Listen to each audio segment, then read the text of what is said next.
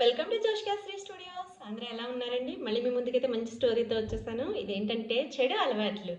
మనిషి జీవితంలో చెడు అలవాట్లు చాలా అంటే చాలా కుంగదీసేస్తాయండి. ఆ స్థాయిలో ఉన్న మనిషి ఈ స్థాయికి వచ్చి పడిపోతాడు. అది ఎటువంటి అలవాట్లైనా అవ్వచ్చు. మనసుకు సంబంధించిన అలవాట్లు అవ్వచ్చు, బయట అలవాట్లు అవ్వచ్చు. సో అలాంటి చెడు అలవాట్లని ఎలా తీసి పడేయాలో తెలుసుకుందామా? ఎలా ఏ వయసులో తీసి పడేస్తే అవి ఎంత ఈజీ అవుతాయో తెలుసుకుందామా? కల్లోకి వెళ్ళిపోదామా మరి? అనగనగా ఒక ఊర్లో ఒక పెద్ద వ్యాపారి ఉన్నాడనమాట. ఆయన చాలా ధనవంతుడు. అయితే అతనికి ఒక కొడుకున్నాడు. అతనికి 11-12 సంవత్సరాలు ఉంటాయన్నమాట. సో ఆ పిల్లోడు బాగా చెడు అలవాట్లకి బానిసైపోయాడనమాట. పాపం ఇతను ఈ వ్యాపారం అంటూ ఆ వ్యాపారంలోనే ఎక్కువ దృష్టి సారించడంతో ఆ పిల్లోడి మీద దృష్టి పెట్టలేకపోయాడు. అయితే అనుకోకుండా అతనికి ఒక రోజు తెలుస్తుంది తన కొడుకు ఇలా చెడు అలవాట్లు బానిస అవుతున్నాడు అనేసి. తను బాధపడుతూ ఉంటాడనమాట.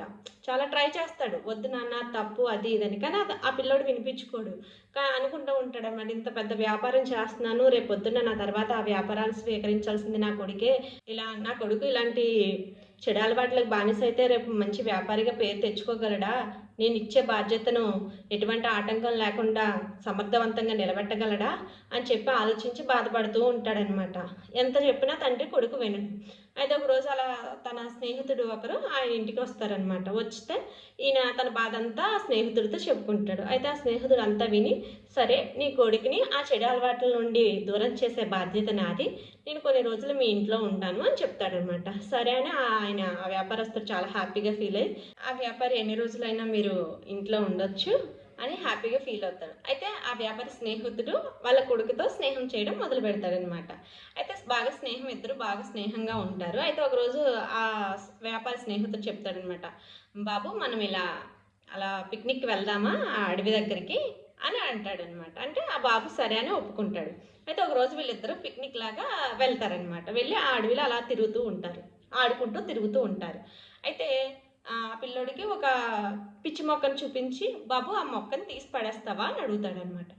తీసేస్తాను అంకుల్, ఎంతసేపు అని చెప్పేసి ఆ మొక్కను తీసి పక్కన పడేస్తాడు. బాగుంది, చాలా మంచి పని చేస్తున్నా ఆయన అని చెప్పేసి ఇంకొంచెం దూరం నడుచుకొని వెళ్తారు ఇద్దరు. మళ్ళీ అక్కడ బాగా దృఢంగా పెరిగిన ఒక పాదు కనిపిస్తుంది అనమాట.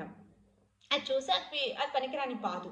సో బాబు అది పనికిరాదు కదా, దాన్ని తీసేస్తావా ఏమో అనుకోకుండా అంటే, కొంచెం బాధ అనిపిస్తుంది, సరే తీసేస్తాను అంకుల్ అని తీయడానికి ట్రై చేస్తాడు. కొంచెం కష్టంగా ఉంటుంది. ఆయన కష్టపడి ఏదోలాగా బలవంతంగా లాగుతాడు అనమాట.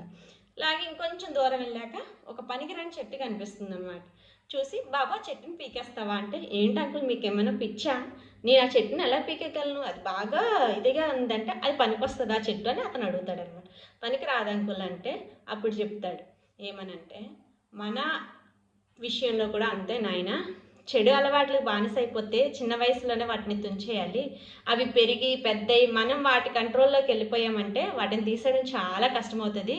నువ్వు మొదట సింపుల్గా మొక్కను తీసేసావు, తర్వాత పాదుని ఎంతో కొంత కష్టపడి పీకావు, కానీ ఇప్పుడు చెట్టుని పీకగలవా? పీకలేవు కదా. సో ఎలాంటి చెడు అలవాట్లన్నా చిన్న వయసులోనే తుంచేయాలి దాన్ని అని చెప్తాడనమాట. దీన్ని బట్టి మనమేం అర్థం చేసుకోవాలంటే, మన జీవితంలో కూడా ఇలాంటి చెడు అలవాట్లు, చెడు లక్షణాలు కొన్ని ఉంటాయి, ఎవరికైనా సహజం అది. సో అవి గుర్తించి మనం చిన్న వయసు అంటే మన చిన్న వయసు అని కాదు, అవి స్టార్టింగ్లో మనకు అలవాటు అవుతూ ఉంటాయి చూడండి. స్టార్టింగ్ అది పెద్దవాళ్ళకి, కొంతమందికి సర్టెన్ ఏజ్ వచ్చాక డ్రింకింగ్ అలవాటు అవుతుంది. స్టార్టింగ్లోనే కట్ చేయడం ఈజీ, అది బానిస అయిపోయి దాని కంట్రోల్లోకి మన వాళ్ళు వెళ్ళిపోయారు అనుకో కష్టం అవుతుంది. సో అలాగే ఏదైనా సరే ఒక వ్యసనము, ఒక అలవాటు, ఏదైనా అది మంచిది కాదు, మనకు హాని చేసేది అని తెలిసినప్పుడు స్టార్టింగ్లోనే తుంచడానికి ట్రై చేయండి. హెల్దీగా హ్యాపీగా కుటుంబంతో ఉండండి. సో వీడియో నచ్చినట్లయితే వీడియోని లైక్ చేయండి, షేర్ చేయండి, అండ్ కొత్తగా చూస్తున్న వాళ్ళైతే సబ్స్క్రైబ్ చేసుకోండి. మీరు ఇచ్చే లైక్ కామెంటే నాకు ఇన్స్పిరేషన్. Thank you all. మళ్ళీ కొత్త వీడియోతో కలుసుకుందాం.